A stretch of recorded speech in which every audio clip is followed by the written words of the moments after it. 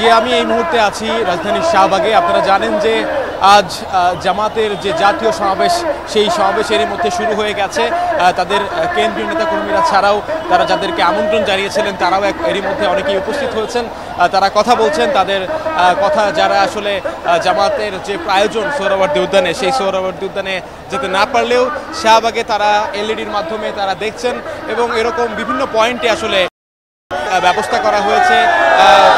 এরকমভাবে তারা একত্রিত হয়ে সেখানে তারা সমাবেশ শুনছেন, বক্তারা কি বলছেন তারা শুনছেন। আপনাকে আরেকটা বিষয় জানিয়ে রাখতে চাই যে আজকে জামাতের এই সমাবেশ থেকে মূলত তারা 7টি দাবি তারা তুলে ধরেছেন। পিয়ার পদ্ধতিতে নির্বাচন সহ লেভেল প্লেইং ফিল্ড তৈরি করা সহ তারা 7টি দাবি তুলে ধরেছেন। এখানে বিচার সংস্কার এসব নিয়ে তারা আসলে 7টি দাবি জানিয়েছেন এবং তারা বলছেন যে এই সমাবেশ বাংলাদেশের রাজনীতিতে একটি টার্নিং পয়েন্ট হিসেবেই তারা উল্লেখ করছেন। এবং আরেকটা বিষয় আপনাকে জানিয়ে রাখতে চাই যে দীর্ঘ 1 যুগেরও বেশি সময় ধরে জামাত কিন্তু এরকম বড় কোনো সমাবেশ করতে পারেনি। আওয়ামী শাসনামলের যে তারা কোণঠাসা হয়েছিল, সেই তারা কিন্তু আবার 5 আগস্ট পরবর্তী সময়ে তারা বিভিন্ন কর্মসূচি কার্যক্রমের মধ্য দিয়ে তারা সারা দেশে তাদের অবস্থানকে আরও স্পষ্ট করেছে। তারা নানান ধরনের কর্মসূচির মাধ্যমে নিজেদেরকে আরও সক্রিয় করেছে এবং তারই যেন এক আজ মিলন মেলা আমরা দেখতে পাচ্ছি এই রাজধানীতে। সকাল থেকেই, সকাল বলবো না, আসলে অনেকেই আগের দিন রাতে চলে এসেছেন। তারা সেই রাতে অবস্থান নিয়েছেন, এখানেই থেকেছেন সোহরাওয়ার্দী উদ্যানে। সারা দেশের মানুষের আজ জামাতের সমর্থক যারা রয়েছেন, নেতাকর্মী যারা রয়েছেন, তাদের এক মিলন মেলা।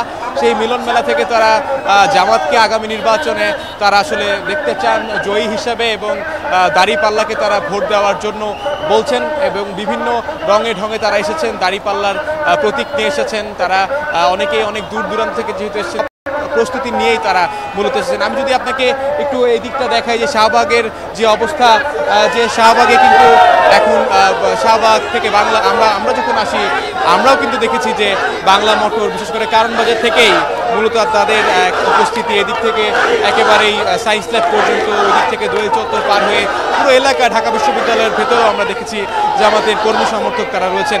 এবং আরেকটা বিষয়, তারা কিন্তু আজ 6000-এরও বেশি স্বেচ্ছাসেবক আজকের এই সমাবেশের শৃঙ্খলার দায়িত্ব পালন করছেন।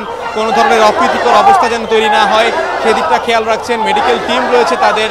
সর্বোপরি আজকের এই সমাবেশকে ঘিরে তার আগে থেকেই ব্যাপক প্রস্তুতি নিয়েছিলেন এবং এখন পর্যন্ত আমরা কোনো ধরনের বিশৃঙ্খলা দেখিনি। তবে যেহেতু আজকে বিশাল এক সমাবেশ করছে জামাত, তার প্রভাব কিন্তু রাজপথে পড়েছে।